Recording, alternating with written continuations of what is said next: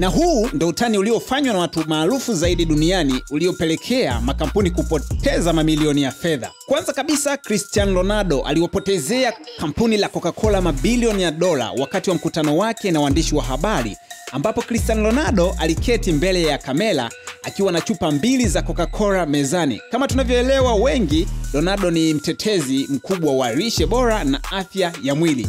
Kwa sababu hiyo ilimfanya Cristiano Ronaldo aondoe chupa zile za Coca-Cola kwenye meza yake wakati wa mkutano wake na waandishi wa habari na kusema kunyweni maji.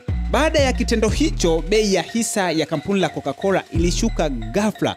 Kwa bahati mbaya, Coca-Cola ilikuwa mdhamini wa mashindano hayo na ikufurahishwa hata kidogo kutokana na kitendo alichokifanya Cristiano Ronaldo, na baadaye kampuni hiyo ilitoa taarifa ikisema kwamba kila mtu ana haki ya kuchagua kile anachokipenda kunywa kulingana na ladha ya mahitaji yako.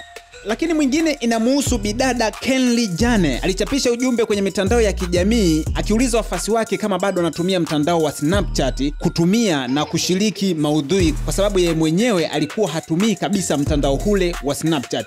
Na matokeo yake, baada ya chapisho hilo alilochapisha kwenye mitandao ya kijamii, ilipoteza mamilioni ya dola kwa muda mfupi. Kadiri muda ulivyopita au kadiri ya muda ulivyoenda, baadhi ya hisa zao ziliendelea kushuka, huku watu wengi wakiacha kutumia app hiyo ya Snapchat kabisa. Presenter Amos, ciao.